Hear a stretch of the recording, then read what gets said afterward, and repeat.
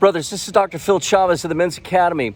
Right now, I'm at the National Memorial Cemetery of the Pacific here in Honolulu, Hawaii, which was established in 1948. Originally, this was conceived to honor the missing for the World War II's Pacific Theater, but this concept was expanded to encompass the missing for the Korean War and the Vietnam War. Now, from January 4th to March 25th, 1949, nearly 10,000 World War II casualties were laid here to rest in this punch bowl crater. And about 1,777 were interred later in June of that same year, prior to the opening of the cemetery in July 1949.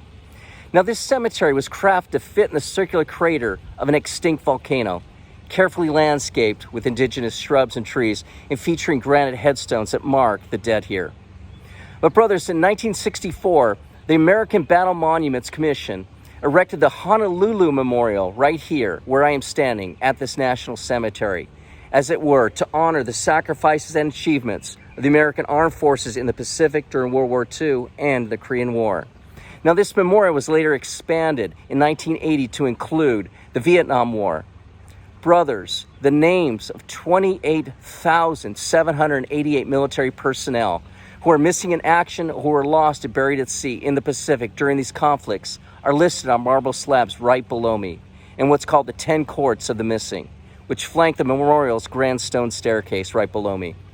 The dedication stone at the base of the staircase reads the following words: "In these gardens are recorded the names of Americans who gave their lives in the service of their country and whose earthly resting place is known only to God."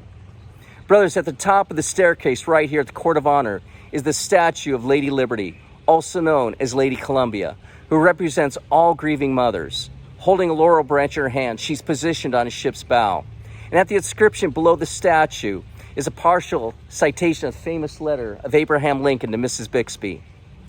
"The solemn pride that must be yours to have laid so costly a sacrifice upon the altar of freedom." Brothers, when you come here, there is nothing left to say.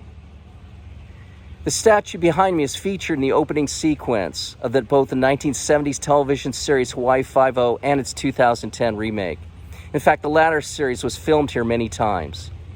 Brothers, John McGarrett, the father of lead character Steve McGarrett, is a Vietnam War veteran and is buried right here.